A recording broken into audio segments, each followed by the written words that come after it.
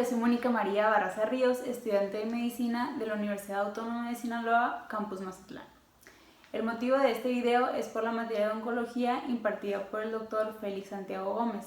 En este video yo les voy a hablar sobre lo que es el cáncer gástrico, o bien conocido como cáncer de estómago, en el cual voy a hablarles un poco sobre la anatomía del estómago y su función, el cuadro clínico de la enfermedad, el diagnóstico, la estadificación, el pronóstico y el tratamiento. A manera de introducción, tenemos que en la anatomía del estómago, el estómago es un órgano en forma de saco situado entre el esófago y el intestino delgado. Ayuda en la digestión y almacén de alimentos. Anatómicamente, el estómago ha sido dividido en 5 regiones diferentes: cardias, fundus, cuerpo, antro y píloro. El estómago también se compone de 5 capas de tejidos diferentes: mucosa, submucosa, muscular, subserosa y serosa. Mientras más capas invade el cáncer, peor es su pronóstico. El estómago también se asocia con una extensa red linfática. El cáncer que se ha diseminado a los ganglios linfáticos cercanos tiene un pronóstico peor. Como definición, tenemos que el cáncer gástrico o cáncer de estómago es un término general con el que se denomina a cualquier tumor maligno que surge de las células de alguna de las capas del estómago.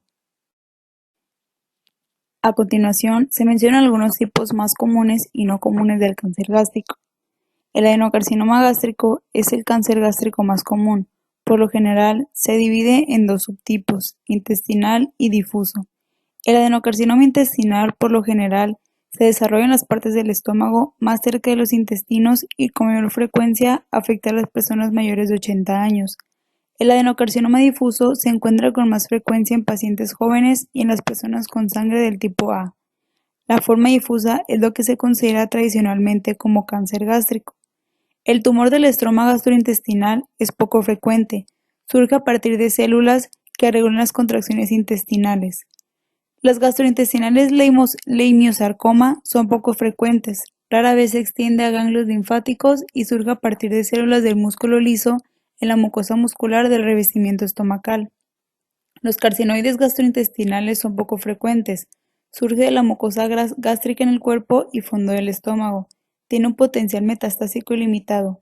Y por último, el linfoma gastrointestinal, que es de los más poco frecuentes, solo por lo general se desarrollan en el estómago, pero puede comenzar en cualquier parte del tracto gastrointestinal. Hablando de epidemiología, el cáncer gástrico es la quinta neoplasia más común a nivel mundial y la tercera causa de mortalidad para ambos sexos. Es más frecuente en hombres que en mujeres y la edad media de diagnóstico se da entre los 60 años. Este se considera un problema especialmente en países en vías de desarrollo. Constituye además la primera neoplasia maligna del tracto digestivo. Debemos de conocer las causas y factores de riesgo de esta enfermedad. Las causas exactas del cáncer gástrico no se conocen, aunque se sabe que existen algunos factores de riesgo que favorecen a su aparición. Como factores de riesgo sabemos que son agentes o condiciones que predisponen o aumentan las probabilidades de tener una determinada enfermedad. Existen varios factores de riesgo para desarrollar cáncer gástrico, entre los cuales tenemos los factores nutricionales, que son dietas muy ricas en salazones y ahumados, bajas en frutas y verduras frescas y concentraciones altas de nitratos en los alimentos contribuyen a la aparición de cáncer gástrico. Por otro lado, en factores ambientales sabemos que la mala preparación de alimentos, falta de refrigeración y aguas en mal estado pueden tener altas concentraciones de nitratos o de Helicobacter pylori. Estos también favorecen a que se desarrolle este tumor. El tabaco aumenta el riesgo de desarrollar en muchos cánceres, incluido el de estómago. Por otro lado, enfermedades o condiciones predisponentes. Existe una serie de enfermedades que aumenta el riesgo de padecer cáncer gástrico. Entre las más destacadas son una cirugía gástrica previa, gastritis crónica atrófica, anemia perniciosa, pólipos gástricos, infección por Helicobacter pylori y el reflujo gastroesofágico. También se tienen factores genéticos o familiares que dice que son pocos frecuentes, pero el cáncer gástrico puede estar relacionado con factores genéticos. Por ejemplo, en el síndrome de cáncer gástrico difuso hereditario, uno o varios miembros de la misma familia desarrollan ese tipo de cáncer por la mutación de un gen llamado cadherina. Hablando de factores familiares, se sabe que la incidencia es de 2 a 3 veces mayor en aquellas personas con varios familiares diagnosticados de cáncer gástrico, aunque no se haya identificado alguna alteración genética subyacente con esa familia. Dentro del cuadro clínico tenemos que los pacientes se presentan asintomáticos hasta que estos llegan a estar a un estadio avanzado. Los principales síntomas de esta enfermedad son la pérdida de peso, que se le atribuye a una insuficiente ingesta calórica, así como el aumento del catabolismo, el ataque al estado general y dolor abdominal. A veces se pueden incluir síntomas adicionales como la anorexia y el vómito, estos derivados de la oclusión por actividad tumoral o la pérdida de distensión del estómago.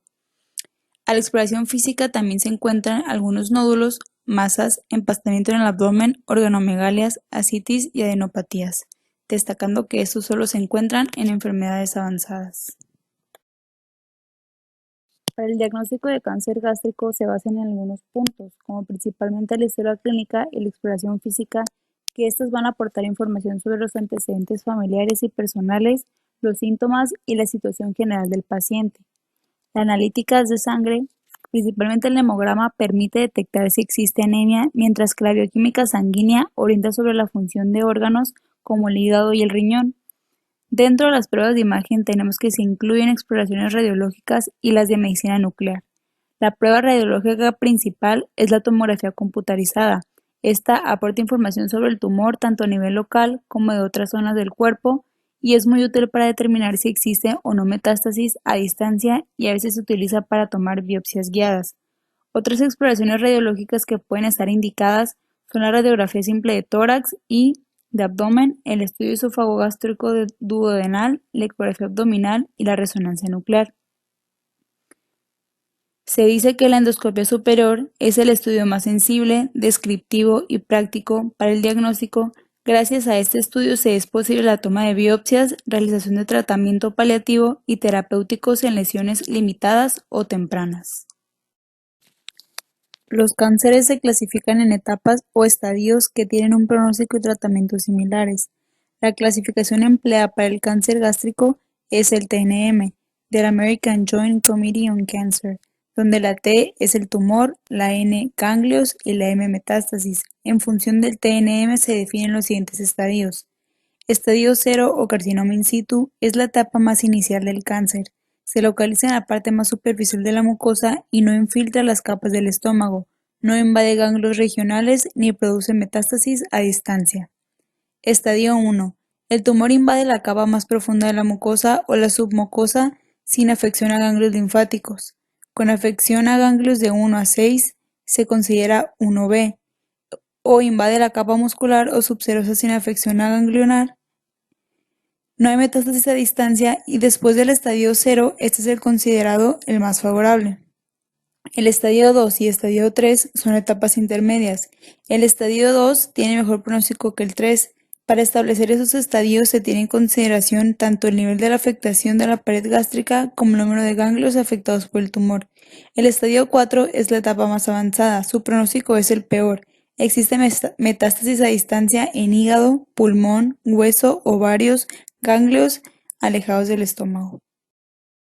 El principal factor pronóstico en cáncer gástrico es la afección ganglionar. Esta se basa en el número de ganglios afectados como marcador pronóstico. Se ha documentado que la proporción entre ganglios afectados y disecados es el mejor predictor de sobrevida que el número absoluto de ganglios afectados, en particular en el grupo con disección ganglionar limitada. Otro determinante muy importante en el pronóstico consiste en predecir la mortalidad vinculada con la resección quirúrgica del cáncer gástrico. Aún con enfermedad localizada visible, la tasa de supervivencia a 5 años en pacientes con cáncer gástrico proximal solo alcanza entre el 10 y el 15%, aunque el tratamiento de pacientes con cáncer de estómago diseminado puede dar como resultado la paliación de los síntomas y cierta prolongación de la supervivencia. Las remisiones prolongadas se considera que son poco frecuentes. Y por último, en cuanto al tratamiento, la elección de la mejor estrategia terapéutica para cada paciente se debe tomar en consideración factores dependientes del propio paciente, tumor y tratamiento, como la edad, estado general, situación nutricional, enfermedades concomitantes como por ejemplo cardiopatías y por supuesto la voluntad y decisión del propio paciente. En cuanto al tumor, se debe tener en cuenta los síntomas que produce, su localización en el estómago, el estadio, histología y sobreexpresión de algunos genes. En cuanto a los factores dependientes del tratamiento, se debe de ver la intención del tratamiento, el tipo de cirugía que se va a realizar, tolerancia y eficacia de la quimioterapia y aspectos relacionados con la radioterapia o algunos tratamientos previos. Los tipos principales del tratamiento del cáncer gástrico son la resección endoscópica de la mucosa, la cirugía, la quimioterapia o anticuerpos monoclonales y la radioterapia, que en algunos pacientes el tratamiento será exclusivamente sintomático, dirigido a mejorar la calidad de vida y el control de los síntomas. La resección endoscópica de la mucosa es una técnica en la cual consiste extirpar el tumor mediante gastroscopía y se reserva para pacientes con cánceres iniciales, de pequeño tamaño, menor a 2 centímetros, limitados a la mucosa y sin úlceras. Además, se están desarrollando otras técnicas endoscópicas como la disección endoscópica submucosa que permite la extirpación de tumores un poco más grandes en cánceres concretos. El tratamiento quirúrgico del cáncer gástrico puede tener dos intenciones: la intención curativa, en la cual la cirugía se realiza para intentar eliminar todo el cáncer, y la intención paliativa, en la cual la cirugía se realiza para mejorar los síntomas que produce el tumor, pero no se puede extirpar toda la enfermedad debido a su extensión. La gastrectomía es la técnica quirúrgica estándar para resecar el tumor primario. Dependiendo de la extensión y localización en el estómago, la gastrectomía se va a considerar total o subtotal. En la cirugía con intención curativa, además de resecar el estómago total y parcialmente, se extirpan los ganglios linfáticos de las cadenas vecinas. Esta operación se llama linfadenectomía. La radioterapia es el tratamiento con radiaciones ionizantes. Con la radioterapia se trata una zona concreta del cuerpo. Por esta razón, se considera un tratamiento local al igual que la cirugía. La radioterapia es indicada como tratamiento complementario a la cirugía o para aliviar los síntomas que produce la enfermedad, pero no todos los pacientes con cáncer gástrico deben recibir radioterapia. La quimioterapia se emplea con mucha frecuencia en el cáncer gástrico, bien como terapia complementaria a la cirugía en estadios localizados resecables o bien para enfermedad avanzada y resecable o metastásica. La quimioterapia consiste en la administración de fármacos con actividad antihumoral que alteran la función de las células neoplásicas y causan su destrucción. Los agentes con quimioterapia activos en el cáncer gástrico son los platinos, como el cisplatino y oxaliplatino, las fluoropirimidinas, como el 5-fluoracilo, y los taxanos, como el plaxitacel o el docetacel. Las terapias dirigidas o antidiana son fármacos con actividad dirigida contra dianas celulares, es decir, contra una gran parte de la célula o sustancias específica que intervienen en los procesos del cáncer.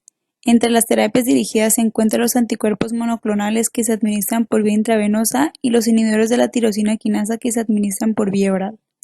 Como anticuerpos monoclonales, en primera línea se tiene el trastuzumab, que aumenta la eficacia de la quimioterapia cuando el tumor es HER2 positivo, y en segunda línea el ramucirumab, que actúa sobre los vasos sanguíneos y no requiere que sea un tumor HER2 positivo. Dentro de otras terapias, tenemos que en algunas ocasiones hay que realizar tratamientos especiales para controlar el dolor o, por ejemplo, para extraer el líquido que se puede acumular en el abdomen a través de una paracentesis. Y espero que esta información les haya sido de gran utilidad para conocer un poco más a fondo de esta enfermedad y así, conociendo los factores de riesgo, poner en práctica algunas medidas preventivas para evitar dicha enfermedad. Muchas gracias.